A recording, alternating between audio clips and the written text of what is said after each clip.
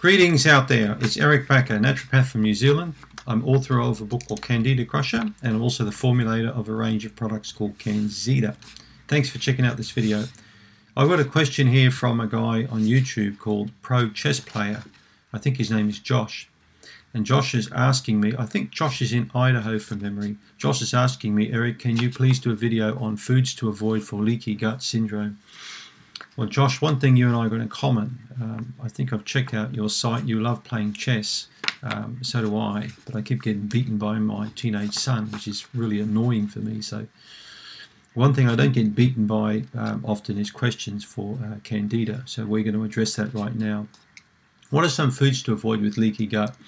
Well, I've just spent a little bit of time on the internet looking at a lot of sites on leaky gut syndrome to get a feeling what the general consensus is out there. And here's quite a well-known website from a very well-known doctor in America who will remain nameless.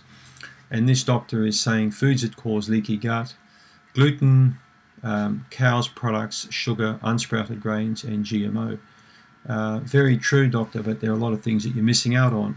I'm going to go into some detail with this video. So grains, I've found another site. In fact, I just went to Google and typed in foods to avoid with leaky gut, and the paleodiet.com came up.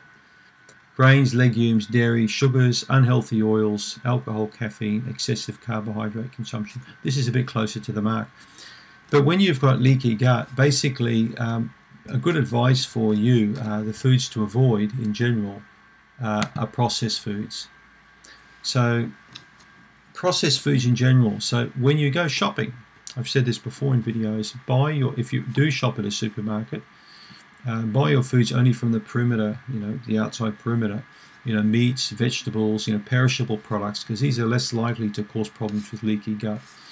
So it is true that alcohol and caffeine do cause leaky gut.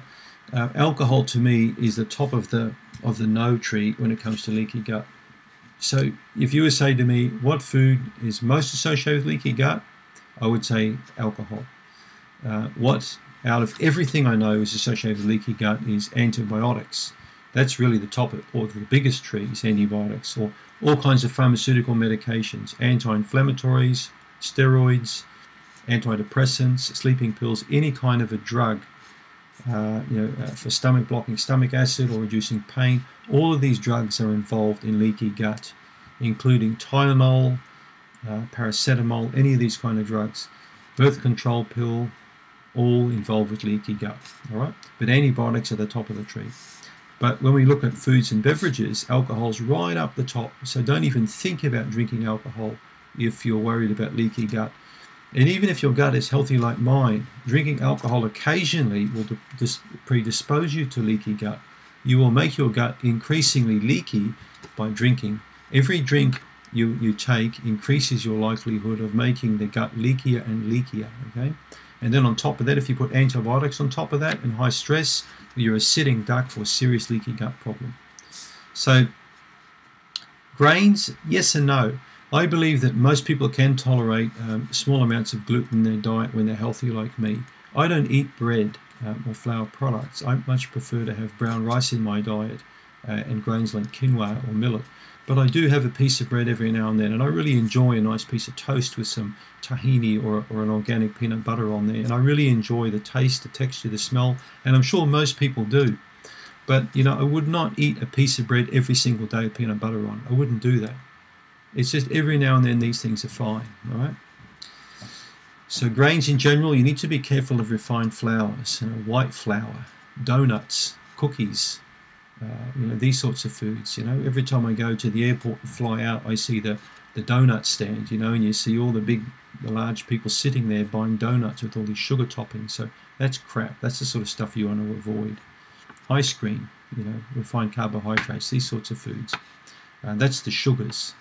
So chocolate bars full of sugar, candy, confectionery, lollies, licorice, all these sorts of things. These really help to breed lots of bacteria and lower immunity, and really help to increase the leakiness of the gut there as well. So coming back to grains, so everything's paleo today. So I don't really believe in the paleo diet myself as such. any more than I subscribe to any one particular religion. Because to me, diets today are like religious beliefs.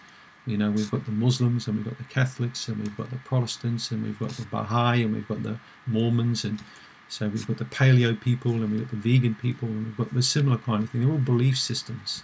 So it's up to you to believe what you want to believe. But to me, a healthy diet is a balanced diet that includes a lot of these different belief systems. And you need to work out what the right belief system is for you in terms of your gut, and perhaps spiritually as well. So what am I trying to say? I'm trying to say that healthy people can tolerate small amounts of wheat and gluten quite okay. But if you're very sick and you've got serious gut problem, you probably need to avoid most grains until you improve your gut flora to a degree where you can tolerate small amounts. I think psychologically it's good to have small amounts of different kinds of grains in your diet. Legumes in many cases are fine with leaky gut, providing again you don't go overboard with legumes. All right?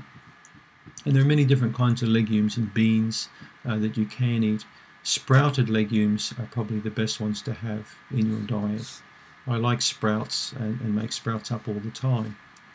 So dairy products are definitely a problem. Cow dairy with people in terms of, you know, if they've got leaky gut to make it worse, but also stimulating the production of leaky gut when consumed in conjunction with alcohol and antibiotics and things like that.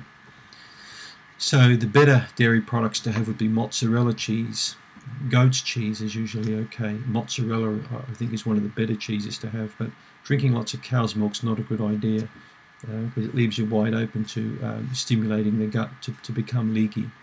So even healthy people, I believe, should avoid cow's milk, even if it's like organic or certified organic or non-pasteurized, non-homogenized, or you know, milk with modified beta-casein in it. So I'm not a big fan of these kind of foods. Sugars are certainly something you need to avoid. If you want to avoid the risk of leaky gut, you need to avoid sugars, most kinds of sugars. I don't put honey in that realm. Honey does contain sugar, but honey has a different effect on the gut than refined sugars do, a completely different effect. But again, they're best avoided for people with leaky gut until they, you know, recover their gut function.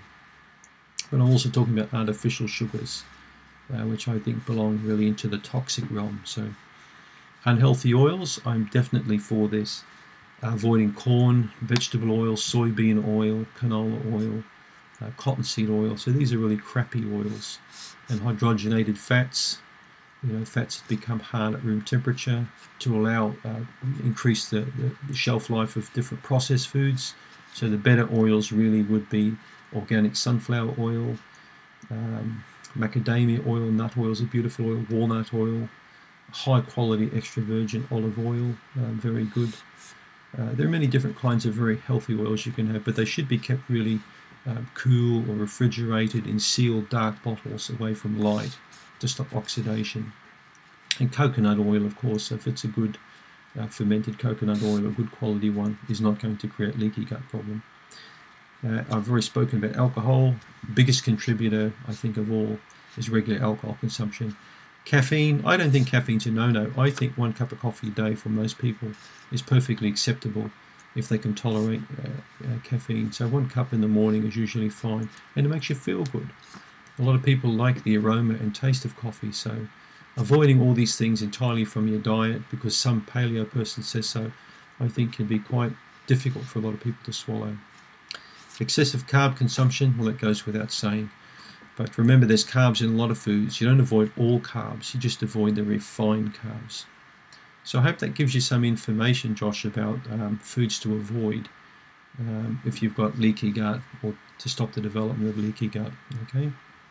Processed foods. Don't forget to check out yeastinfection.org and do my quiz, because the quiz is good for Candida, but will also show you what your likelihood of a lot of gut dysfunctions are like. It's the best quiz online for Candida determination. Please subscribe to my channel. I intend to really build this Candida Crusher channel out to be very significant.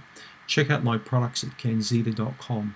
I believe I make some of the best gut products currently available online.